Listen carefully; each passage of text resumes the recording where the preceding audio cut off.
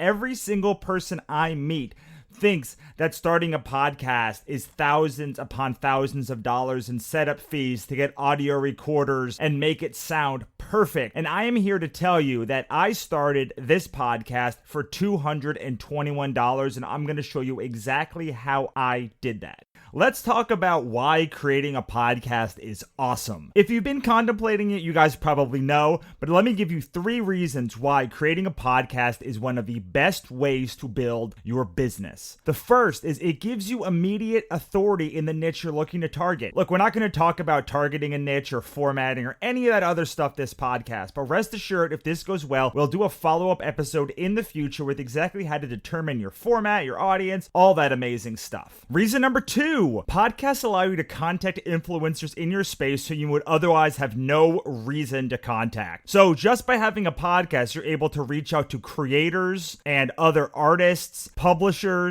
basically anyone who you've ever wanted to meet is a potential for you to contact now because you have a podcast. And this is fantastic for your career because if for some reason Alan Moore or Neil Gaiman decide to be on your show and you have an hour to talk to them and only them, it's just you and them. You think that's going to open some doors for you? You think that's going to draw in some new fans? Because if Neil Gaiman's willing to talk with you for an hour, you must have something important to say. And the third reason is it allows you access to your fans and the ability to give them incredible value for free. And this is the key. This is the key to success, is providing incredible value to your fans. And this is one of the best ways to build the know, like, trust that we talk about all the time. I mean, if someone downloads your podcast, they are giving you access to their earbuds, which is one of the most intimate connections that you could possibly have with somebody. And you have them for an hour of their week. That's an enormous amount of time because time is the key value in life. So if someone's willing to put you in their earbuds and listen to you for an hour, that means that you have an entire hour every week to build the know, like, trust you need to find a true fan. So those are all great reasons to start a podcast, but of course, the best is that you actually want a podcast. I know that most people listening to this have been thinking about starting a podcast for a long time, but they always hear it's going to cost $1,000 to $3,000 to set it up. Well, I'm going to tell you that it cost me under $250 to start this podcast. Now, I'm going to tell you a couple of extra features that I did that are not included in this $221, but rest assured, you can start a podcast for $221. And I don't want to hear anybody say they don't have $221 because I know everyone listening to this went and saw Deadpool, is going to see Batman vs. Superman, and is assuredly going to go see Captain America Civil War. And I know just those 3 at $15 a ticket, and let's be fair, we're all going to go see it in IMAX. That's $20 a ticket. That's $60 right there. So you have the money. If you care about this, it's about sacrificing other things in order to get what you really want. This is a long-term payoff versus Captain America Civil War, which is a short-term payoff. And that's okay if you want to do the short-term payoff. That's perfectly okay. But I do not want to hear people saying they don't have $221 because I guarantee you do. All right, there's just one more caveat. I am assuming for these purposes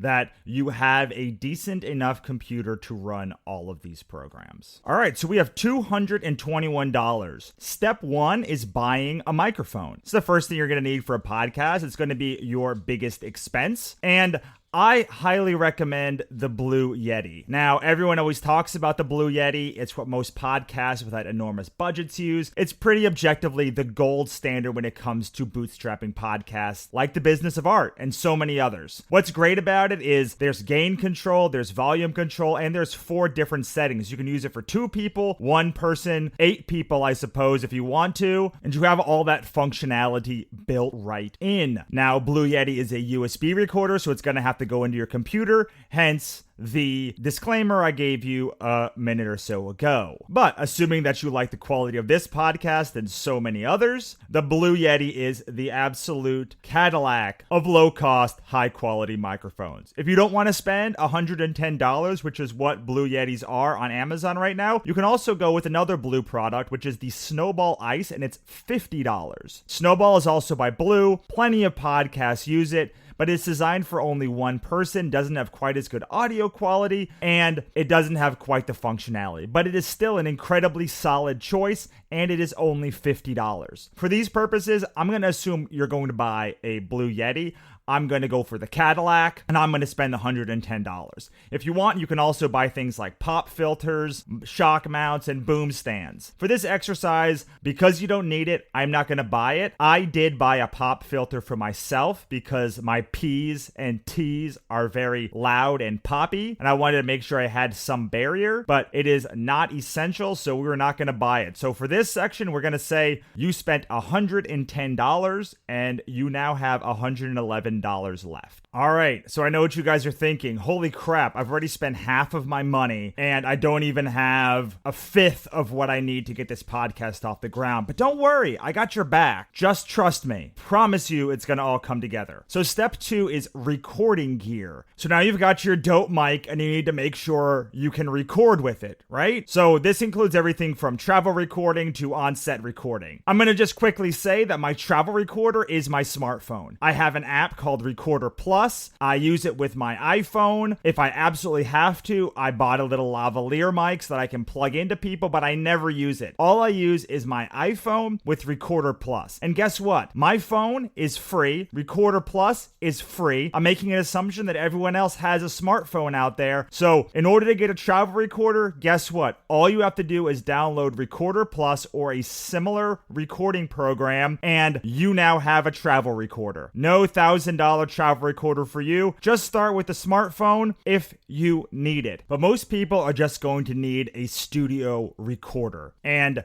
that's where you're going to use your Yeti. So when I'm at home, which is where my studio is, I use Audacity to record all my intros and outros, as well as these episodes that you're hearing right now. Sometimes I'll bring my computer on location with me and use Audacity there as well and plug in my Yeti into my computer on location, but mostly I'm in the studio. Now, there is a learning curve with Audacity, but don't worry, YouTube has tons of walkthroughs to help you set everything up. So in addition to Audacity, you're going to need something to record guests. All my guests are remote and call in using Skype. Skype is free between Skype names, but you can pay $2.99 to get unlimited domestic calling to phones. Only inside the United States. Sorry, international guests. You can still use Skype for free to call between names. But sometimes your guests have terrible Wi-Fi, and it is good to have this little $2.99 safety net. I have it, but I'm not going to include it now. I'm just going to say that you're going to use the free version of Skype. However, Skype does not allow you to record audio in apps, so you have to have a third-party recorder, and I use a program called MP3 Skype Recorder to record everything. So far, we've recorded 20 episodes, and it hasn't failed me yet, knock on wood. The great thing is this is also free. By the way, these are all in the show notes, so if you want to see any of the specifics of what we're talking about, head over to the show notes page, and I have links to every single thing we're talking about. So that is my recording setup. I will say there's one other thing that I do, and it's a complete luxury. Because I have 2 monitors, plus my laptop monitor, plus my USB Skype recorder, plus my video, I had too many USBs and not enough plugs. So I bought a 4-port USB adapter to fit everything. You could find a bunch of them on Amazon. If you want to see the one I have, again, go to the show notes page, but it's under $10. Because it's a luxury, I didn't include this on here, which means the second step you can get 100% free, which means you still have $111 left. Pretty good, right? And now, frankly, if you wanted to, you could head right to step 4, which is podcast hosting. But I'm assuming you're going to want a little bit of zazzle in your episode. You're going to want some intro music, some outro music, and probably a very nice logo, right? And all of those things can be very expensive. But luckily, in the age of information, they can be very cheap too. So if you want some royalty-free music, you can just go to Google and type in royalty-free music and the genre that you're looking for, and you'll find scores of instrumental tracks for very cheap, whatever genre you see fitting, whether it's rock like WTF with Mark Maron,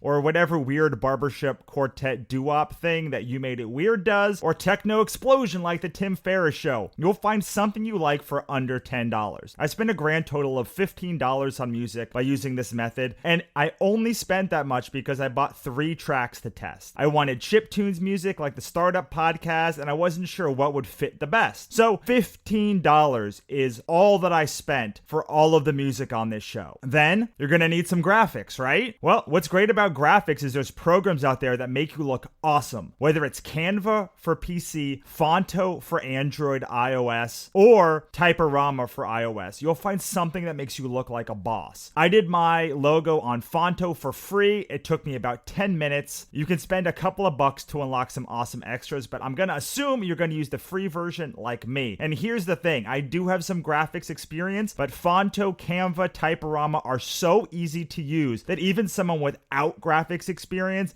can do something awesome. So yeah, this section does cost a little bit of money. You're spending it all of $15, which means you have $96 left and one section to go, and that section is podcast hosting. So now I've only got one section left and $96 to spend. And probably in your mind right now, you're thinking, woohoo, I'm going to have money left over. I'm going to tell you what, there's a reason I picked $221, all right? Just chill out. We're going to find the best way to spend this final $96. And with podcast hosting, you have two options. You can either go with a self-hosted route, or you can pick something that hosts the podcast for you, like Podbean or podcast websites or Blueberry. If you go the self-hosting route, you're going to have to make sure everything is perfect on your end before you submit to iTunes and get everything syndicated. And it's going to still cost money to get you a site and a theme. But if you're looking for something on the self-hosted side, you can't do better than WordPress. And if you want a WordPress site, I highly recommend Bluehost. You can get a hosting package with them for very cheap by going to thebusinessofart.us/blue and doing their one-click WordPress install. It's so easy. And when you've done that, I highly recommend the Podcaster theme that you can get from Theme Forest. It is the easiest way to make your podcast look fantastic, and it is exactly what we use. If you do that, it's going to cost you about $6 a month for hosting and about $50 for the Podcaster theme. And that hosting is perpetual. The Podcaster theme is a one-time expense.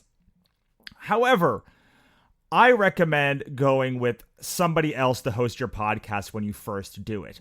I use Podbean. I do it because I didn't want the hassle of having to figure it out myself. Podbean syndicates to iTunes and a bunch of other syndication networks for you, so you don't have to worry about it.